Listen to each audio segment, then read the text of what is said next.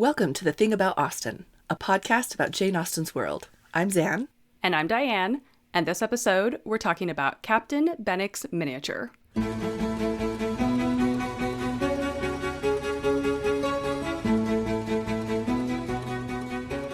We are delighted to welcome our guest, Emma Rutherford.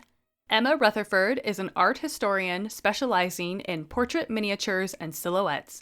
Formerly a director of the Silhouettes and Portrait Miniatures Department at Bonham's Auctioneers, she has also worked at the Victoria and Albert Museum and Phillips Auctioneers in London, and currently runs a portrait miniatures consultancy at Philip Mould & Co., London. Emma is the author of the art history book Silhouette, The Art of the Shadow, and has made several television appearances and advises the Antiques Roadshow. Among Emma's significant discoveries, she recently uncovered a lost portrait miniature of Charles Dickens, now at the Charles Dickens Museum. She also discovered a miniature of Mary Pearson, believed to have possibly been the inspiration for Lydia Bennet in Pride and Prejudice, which was acquired by Jane Austen's House Museum in 2020. Welcome, Emma. Thank you so much. Very nice to be here. Oh, we're looking forward so much to talking to you about Captain Benwick's miniatures. Before we dive into that, let's kind of set the scene a little bit.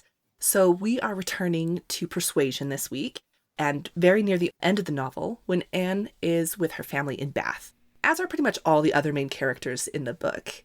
In this scene, Anne and Captain Harville are having a quiet conversation while Captain Wentworth is not far off, and he is writing a letter, you know, the letter. And so Harville opens the conversation by showing Anne a miniature. And so here's the material from the book. "Look here," he said, unfolding a parcel in his hand and displaying a small miniature painting. "Do you know who that is?" "Certainly, Captain Benwick." "Yes, and you may guess who it is for. But," in a deep tone, "it was not done for her. Miss Elliot, do you remember our walking together at Lyme and grieving for him? I little thought then, but no matter. This was drawn at the Cape. He met with a clever young German artist at the Cape and, in compliance with a promise to my poor sister, sat to him and was bringing it home for her. And I have now the charge of getting it properly set for another. It was a commission to me, but who else was there to employ? I hope I can allow for him. I am not sorry, indeed, to make it over to another. He undertakes it," looking toward Captain Wentworth. "He is writing about it now." And, with a quivering lip, he wound up the whole by adding, "Poor Fanny. She would not have forgotten him so soon." So sad. So sad, poor Harville. So, Emma, in the scene between Captain Harville and Anne, when Captain Harville is talking about this portrait of Captain Benwick, what is he actually talking about? What is it physically that people would be handling when holding a miniature? And can you tell us about the materials and craft that went into creating these pieces of art? So miniatures, there's a sort of common misconception that they are like a sort of shrunken oil painting.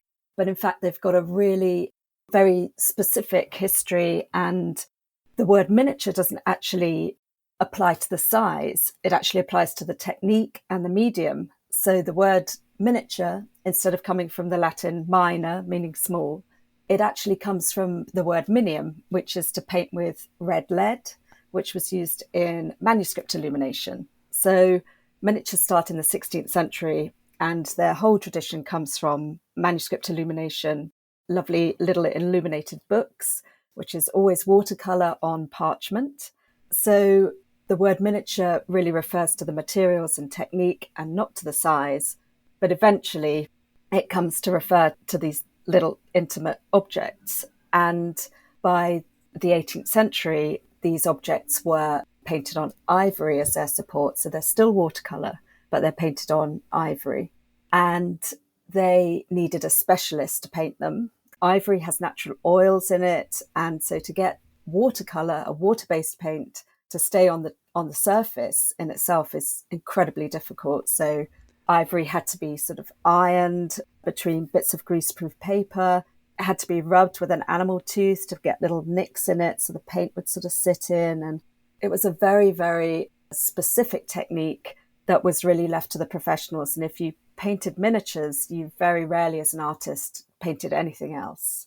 So the object that's in the hand, I mean, miniatures at this date are around 3 inches high. on a very, very thin sliver of ivory. They're watercolour, so they're incredibly vulnerable, which is why he's being asked to set it. He's being asked to get it glazed and set in a locket. And the word portrait miniatures gives you a clue as well. They are 99% portraits. So how common was it for people to have miniatures in this era? I imagine that there was a certain amount of like cachet that went into these items, as well as expense that had to be considered. So who's having these? What's the cost associated with these items? Jane Austen would have grown up in a household where miniatures would have been everywhere. Everyone would have been commissioning miniatures. And really from the middle classes upwards at this point in the late 18th century, miniatures are being commissioned by everyone apart from really the poorest in society. So there's a kind of explosion in terms of miniaturists. There's no photography, so these intimate, portable miniatures are really essential to people's lives. They're not just commissioned for fun. They have a kind of practical element as well. So if members of your family in the 18th century emigrated, you would be left with a miniature of them to remember what they looked like. So miniatures are everywhere, and they're, in terms of costs, really at this date, they vary hugely. So at the Jane Austen house in Chawton, they've recently acquired members of the Digweed family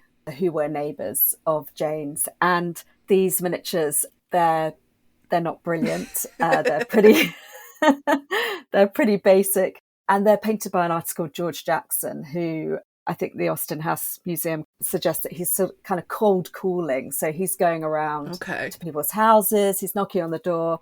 Would you like your portraits painted? In, out, and you're left with something fairly average.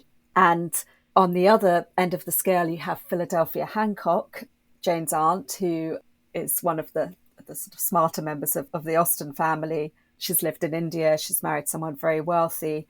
She has a miniature that she commissions from an artist called John Smart, who is probably the most expensive miniaturist you can go to in London. So there's a huge range, but they still have a cachet, and their cachet is also partly social because you had a miniature commissioned for the first time in your life, usually when you are about to get married.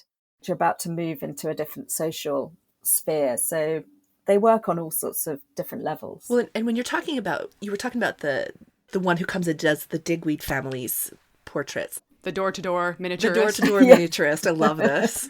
Would he be using the same materials? Is he still carrying around the small discs of ivory? Exactly. Miniaturists, I guess, in terms of materials, they need these small discs of ivory. The paint was normally held in mussel shells. Everybody was eating mussels. They're really cheap food at this time. They're not quite how we see them today. And everything can be really contained and carried around very easily. Okay. Very portable then. Very portable. And a lot of miniaturists also travel from town to town for the season. So all the miniaturists who needed to make a living would kind of head to Bath at the same time. They would set up a studio, usually connected to a jeweler or someone selling sort of fancy goods like buckles or that kind of accoutrement. And to go and visit a miniaturist was a kind of part of the entertainment of being in Bath. A little bit like going to the kind of photo booth with your girlfriends, after a few drinks. So it was quite fun. But of course, a lot of marriage alliances took place during the season as well. And so miniaturists were kept very, very busy during this time. And I've seen some of the advertisements of miniaturists who are setting up the temporary studio somewhere like Bath as well. And they're working from 7 a.m. till 9 at night. I mean, they're busy. So, but a lot of miniaturists are itinerant. Well, and you talk about these studios too. And of course, because it's such a small platform, I'm curious, is this something where, you talk about the mussel shells. I'm just getting a great visual here of what it's like to go to one of these studios. Because the medium that you're painting on is so small, are they doing this through like magnifying glasses while they're painting? Are they hunched over? I mean, you're talking about these long hours, and I'm just thinking like the physical toll of maybe doing these miniature paintings. Sure. Well, I had to have my own eyes lasered recently. Because you spend so much time focused on looking at these things. 25 years. So I had some empathy for them. But yeah, so they would have a portable case that would have all the painting materials in, gum to mix with the watercolour, the shells to mix the paint in. The paintbrushes themselves were usually squirrel hair, and people talk about them having a single hair to get this tiny, tiny detail, but they didn't. They were fat, coming to a fine point, otherwise they wouldn't have held any paint. But yeah, selection of these small brushes. And then the sort of portable box, which would contain all of this, would then have a slope that would come out. And then you would place the ivory on the slope to keep it steady and then paint there. And they certainly used magnifying materials as well to get the details. But I mentioned Philadelphia Hancock being painted by an artist called John Smart. He produced really the most detailed portraits of the 18th and early 19th century. I mean, you really didn't want to sit to him if you had anything that you didn't want showing on your face, because he put every wart, every line. I mean, amazing detail, but he was also brilliant with fabric, so you can tell if something's velvet or satin, or just amazing. But he took so long painting miniatures that he would do a sketch first, which is very rare. Most miniaturists painted directly onto the ivory. So it was quite a fast process because people got bored. And the other thing is the watercolour dried immediately, so you could take it away with you. Whereas if you sat for an oil portrait, oils take weeks to dry. So they're a much more immediate thing. I mean, they're kind of the precursor to photography in that respect. Although another interesting point is that because miniatures were more ephemeral than oil paintings, people tended to wear their most fashionable outfits. So you get some really interesting looks that you don't get in an oil painting, because oil paintings, they're on the wall for posterity. Miniatures, you hold them in your hand and they're really initially usually for your husband or your wife. And a lot of people who were getting married in this period, they're teenagers. You know, they want to look really cool. So they're wearing like the latest, whereas often mother-in-laws get painted at the same time by the same artist. They're wearing fashions that are kind of 20 years old, where they're kind of stuck in their youth. It's really fascinating. And miniaturists also captured things that we never see in oil paintings. So, for example, we know from advertisements that when people powdered their hair, so when Austen's first around in the 1770s, all through her youth, she would have seen people with powdered hair when it was very fashionable. So you could buy pink powder, yellow powder, blue powder, powders with smell. Oh my gosh, that's great. And in miniatures, you get people with pink hair. You never, ever see it in an oil painting because this is the height of fashion, but they're probably thinking this might be out in a few years' time, so I'm not going to risk it in my oil painting. This is the height of fashion Instagram photo. Exactly. Yeah, exactly. No, it's so fascinating. I mean, it's such a different aspect, I think, of people than you get in the oil paintings. You mentioned John Smart, who would actually do a sketch before completing the miniature because he took longer. So for these more itinerant, door-to-door miniature portraitists, how long did it take them? Were they just kind of dashing it off? I think some of them only took an hour. Oh, wow. Okay. Some of them you would have to come back for several sittings, but it really depended. I mean, you kind of got what you paid for. It's a little bit like today. There was a huge variety by the end of the 18th century. But you could find somebody who was like, oh yeah, I can do your entire portrait in an hour, no problem. Yeah, exactly. Yeah, and you paid a lot less for that. So going back to Captain Benwick, he originally commissioned this portrait that we have mention of here in Persuasion for his then fiancée, Fanny Harville. So this is obviously a highly personalized object, and you talked about this a little bit as something that people would have done right before their marriage. But could you tell us a little bit more about miniatures as love tokens and how they related to courtship in this era? Sure, yeah. They're very, very integral to courtship, and they are part of the sort of the commitment, really. An exchange of miniatures is really very much part of the formal courtship at this point. We were talking about the physicalities of the miniature earlier. If you turn a cased miniature over from the late 18th, early 19th century, you would often find a lock of hair on the back. So they don't only encapsulate the face of somebody that you are going to marry. They also have physically a bit of their body almost there as well. So miniatures are quite three-dimensional objects in that respect. Miniaturists would hand the miniature over to a jeweler who would be used to getting these locks of hair and setting them beautifully with a little few pearls and a bit of gold cord and that sort of thing. So they're unbelievably intimate objects. And I guess, I'm a specialist in antique portrait miniatures and I look at them, but I have to remember that when they're first commissioned, there's only 3 pairs of eyes who are really meant to see this object. So that the artist, the person who's commissioned it, and the person who's receiving it. So the Benwick story, it really plays with that idea because this is a miniature that has been commissioned for somebody and is being repurposed. Some real regifting vibes happening here. Exactly. And it's just so clever the way that Austen uses that miniature in that way, because she would have known how emotive miniatures were. If she had been given a miniature of someone she was in love with, it would have become Austen's most treasured possession. I mean, if you were in love with them, that is. Plenty of cases where perhaps, you might have turned it face down. But yeah, we have lots of wonderful examples of people fainting when they first are given the miniature of the person they love. And I guess with miniatures, when you go back to the 16th century, they had a kind of an almost sort of mystical quality about them. So miniatures were thought to actually represent the person in body. So when, for example, somebody went to war in the Tudor period and you were left with their miniature, it was like they had literally left themselves with you. And miniatures were used as kind of stand-in proxies when people were signing documents and things. If there's a miniature of the person there, that was as good as the person being there. So they're much, much more than just an image. They are the most emotive type of portrait and almost the most emotive object of this period. Because of that intimacy in the miniature portraits, was the style of posing at all different from what you would see, like if you were getting a traditional oil portrait done? Like, I don't know. I'm not trying to say that they were like racy or anything. Oh yeah, they are.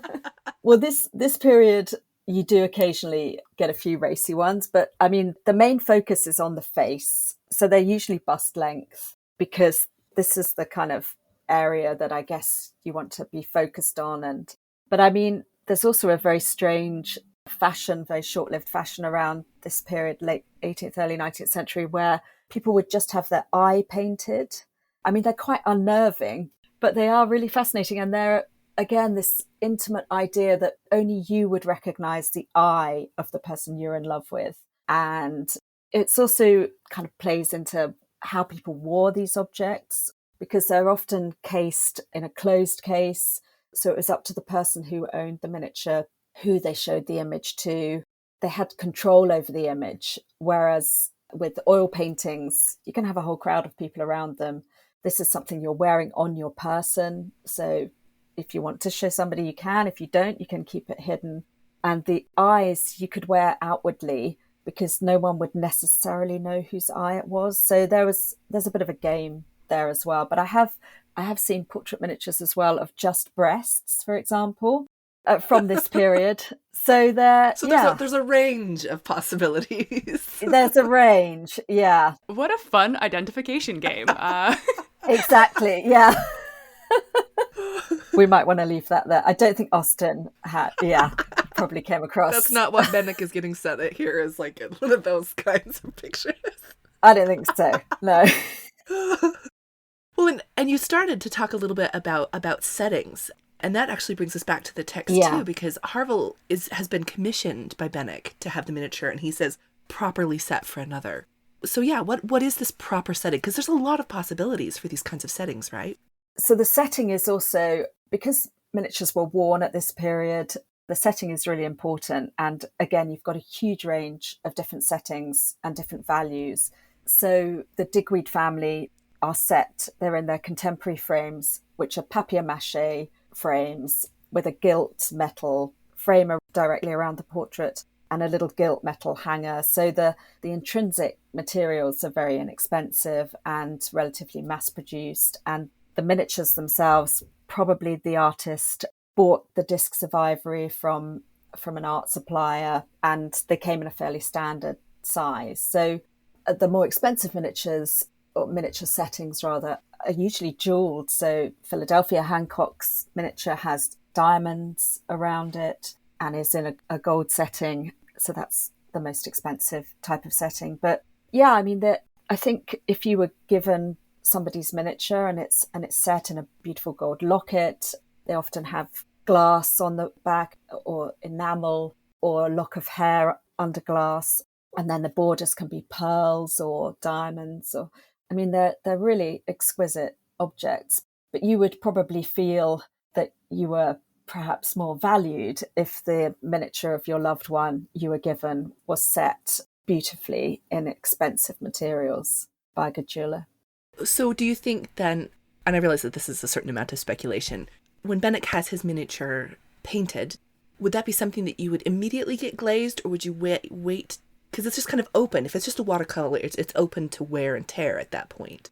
And he's saying, okay, I have to get it properly set. Is that when you would put the glaze on, or would the glaze come earlier? Like, what's... No, the glazing you would do at the same time as making the gold locket. But so probably when the miniaturist painted it, he would have wrapped it in paper to protect it, because, as you say, sneeze on it and it's kind of gone.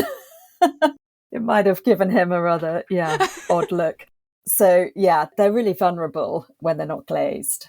But no, I mean, you could have protected it in the meantime. And is it possible to do like a setting for it with the glaze and the frame, and then have it reframed and reglazed? Is that what they're referring to? Is that probably what's happening? I would think if he's brought it with him from the Cape, it's probably just the miniature itself. We know that a lot of artists in the 1780s and 90s set up in India, and miniatures were really popular. So British miniaturists set up in India, and we know that a whole load of French jewelers also moved to India at the same time to be there to set the miniatures. So it's possible that getting the miniature painted on the Cape, there's not anyone who can set it there. So it's got to come back. As a follow-up to this discussion of Benwick's miniature and having it set, is it weird or socially gauche at all that he's basically regifting this?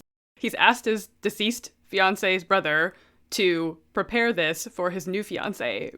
Was that a common thing to just kind of like, oh, this was intended for somebody else, but congratulations, it's for you now? Yeah, I think it's a really big ask, actually, but it's a little bit probably like being asked to be the best man to someone where you're in love with the woman they're going to marry, or something like along those lines. So it's an added bit of drama, which is so brilliant, of course, because he's also being kind of pulled into their relationship in a way that is really inappropriate, because he's being given access to something that's going to be looked at, probably kissed every night before she goes to bed. You know, it's such a special thing to be asked to do. You know, you should be honoured to be involved with this, but obviously it's unbelievably awkward in this context. I think it's one of those things he couldn't say no. You don't want to be churlish about it. No, exactly. I mean, it would have been really boring if he'd asked anyone else, surely. Sure, so, right. You know. The dramatic payoff isn't there if someone else is doing yes, it. Yeah. You mentioned at the start of in my introduction that I discovered this miniature of Mary Pearson, who was engaged to Austen's brother and to Henry. And in that is a really interesting story, because Jane Austen is asked eventually, I mean, they're engaged for a really, really short period of time. And eventually Jane herself is asked to be the person to give back all of Henry's letters to Mary Pearson. So she's in quite an awkward position herself there. It just sort of shows how difficult these courtships were when they ended, and the kind of fallout was pretty significant, not just for the couple, but for the whole family. And at the start of Henry's engagement to Mary Pearson, Cassandra and Jane are really involved and really opinionated about it. Austen having opinions? I'm afraid so. Yeah, I mean, she's not very kind, actually. She talks about Mary Pearson's picture, which was almost certainly a miniature because of their social standing and because of the type of portrait that would have been commissioned at this stage. And it's possible that she's going to be returning home with Miss Pearson, who's Mary Pearson, who's just got engaged to Henry. And in her letters, she warns Cassandra, "Pray be careful not to expect too much beauty." I will not pretend to say that on first view she quite answered the opinion I had formed of her. Mother, I am sure, will be disappointed. From what I remember of her picture, it is of no great resemblance. So Austen saying, Mary might come home with me, and we've all seen her miniature because Henry's obviously handed it round saying, look, guys, I'm engaged and here she is. And she's not matching the miniature that he's showing. So it's a little bit like when you see someone's Instagram and you meet them in real person in the supermarket and you're like, oh. She's had the glow up filter put on her picture. Yeah, exactly.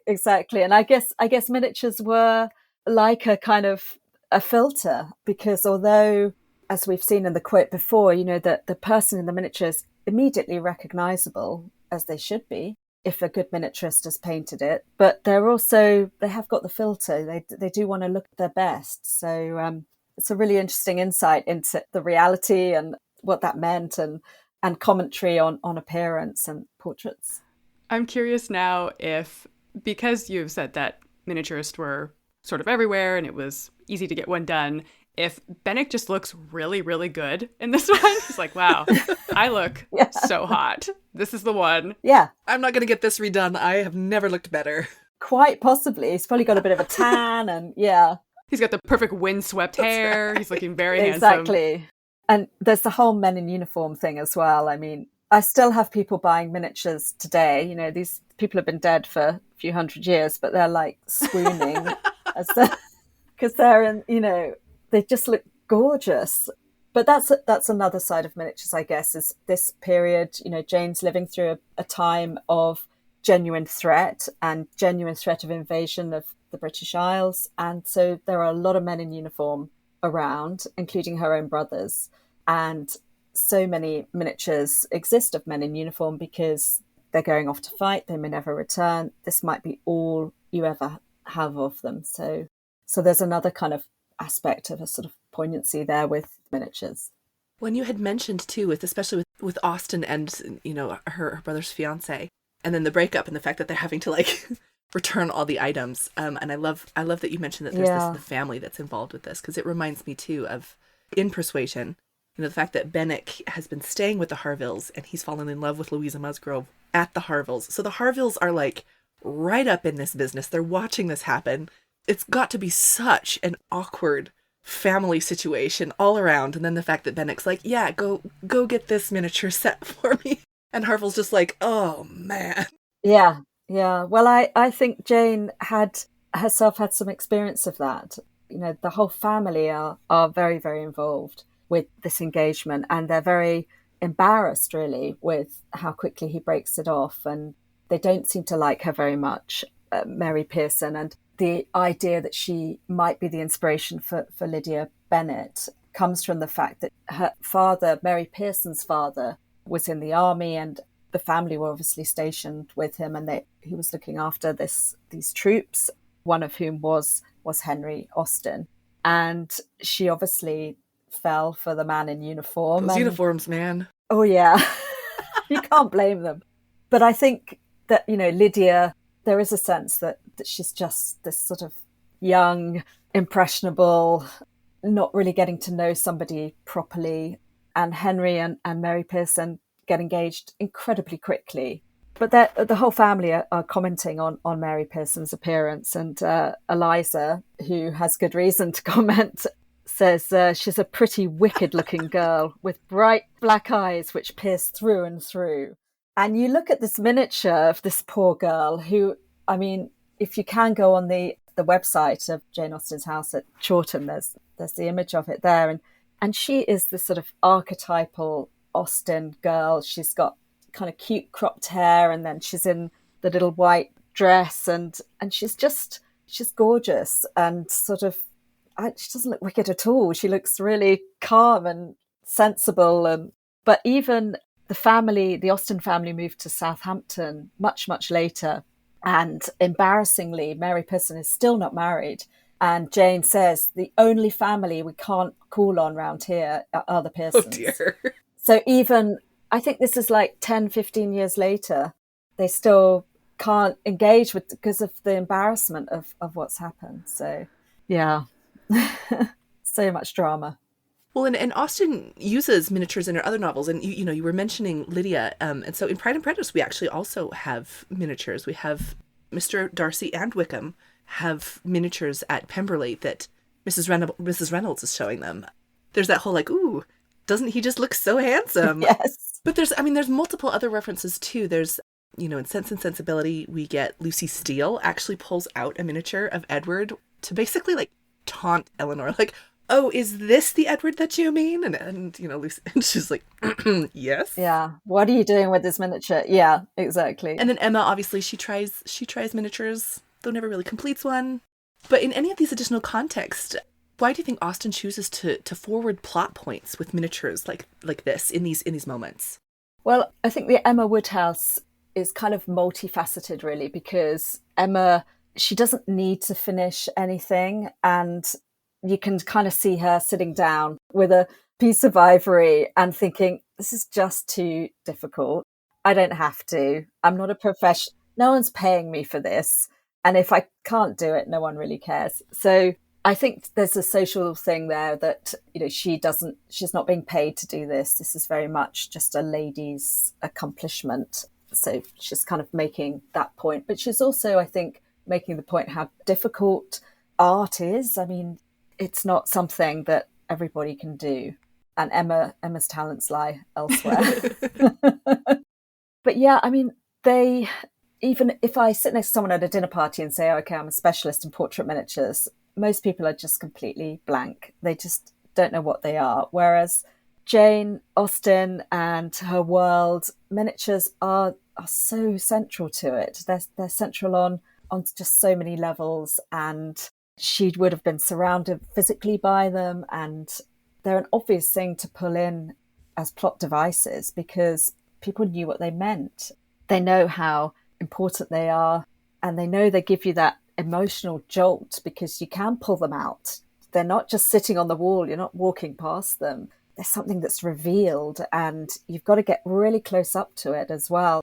And people would have known that. They would have understood the physicality of the miniature and what it meant, and being held in the hand, and take it away or you can show it. But yeah, it's the perfect plot device, really. And I love knowing this additional information about miniatures, because like when I read in Sense and Sensibility, when I read that Lucy Steele pulls out a miniature, on the surface I know that is a demonstration of a certain amount of intimacy with Edward Ferrars.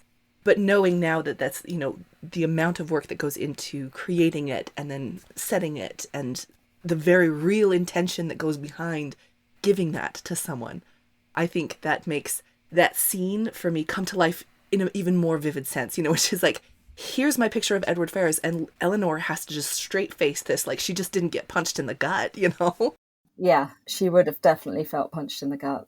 Knowing again how intimate these objects were, that really hammers home how much that was a power move on Lucy's part. Yes, totally. Yeah.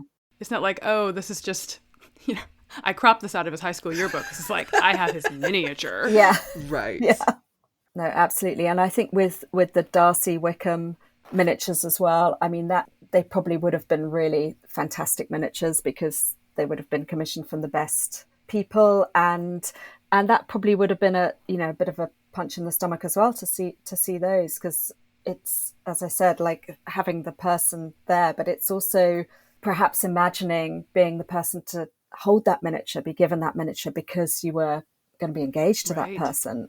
Readers might at the time have gone along that little flight of fancy that she might have had, that one day maybe I'll be the person holding that miniature because I'm betrothed. So, but obviously also it's a way of showing the family's wealth and good taste. And it's miniatures were also, in terms of genders, I mean, the other way that miniatures are exchanged, I mean, men exchanged miniatures to signify close friendship, and women exchanged miniatures to signify close friendships. So it's not just at the point of engagement. If you were wealthy enough and you wanted a miniature of your best friend, that was very often something that was commissioned as well. I have one other just like totally random question. You had mentioned, and we talked about Emma painting, and you said that that was kind of a ladylike accomplishment. Were there a lot of female miniaturists? Is it like just an accomplishment, or is it like women could make money with this? This was an area of portraiture where women could really make money and compete with men on a relatively even playing field. Because painting a miniatures, as I talked about, they had this little portable painting box with a slope that would come up. And if you think about painting a miniature, it's something that's only 3 inches high. For women, it didn't mean making these great movements with a big canvas and smelly oil paints and needing an enormous studio. And the main problem for female miniaturists was the sort of the intimacy of a man sitting for his portrait and having to look very closely at somebody's face. That's very intimate. Absolutely. Yeah, that was always slightly problematic. And you get kind of Rowlandson caricatures of really, really ugly men kind of leering at female miniaturists. But no, there are a lot of excellent female miniaturists. And in fact, at the Austen House, there's a miniature by an artist called Anne Mee. That would not have been a surprise to Austen that a member of her family was painted by a professional female artist. Well, Emma, are there any other kind of final thoughts on miniatures of this time that you feel like our listeners should be aware of or should take away? Austen just uses them so brilliantly. The only thing that really riles me is in any TV or film adaptations, they're always so badly painted. I kind of want to say, like, come to me, I can give you the real thing. I've got the good props, come on. Yeah, they're always dreadful. But yeah, I mean, they're just, for me, they're so wound up in Austen and romance and appearance and marriage. And yeah, they're everything. Thank you so, so much for joining us today. This was an absolute delight. Can you tell our listeners where they can find you online and follow along with your adventures in miniatures? So my Instagram is Emma Rutherford, I think with some dashes, but I'm sure you'll find it. The miniatures that I research are at philipmould.com. So if you want to see a very nice range of miniatures, that's a good place to look. Have a look at the collection at the Victoria and Albert Museum online as well, which is the British National Collection, and see, I think you'll spot some Austen characters. Excellent. There. Well, thank you again. Thank you. That was so much fun. Thank you again to Emma for joining us today. And if you are curious to see some examples of miniature portraits, you can head to her Instagram, which you can find at _Emma_Rutherford. You can find us on Instagram at The Thing About Austen and on Twitter at Austen_things. You can also check out our website, The Thing About Austen, and email us at thethingaboutausten@gmail.com. And stay tuned for our next episode, where we'll be talking about Lydia's trip to Brighton. Thanks for listening. Bye.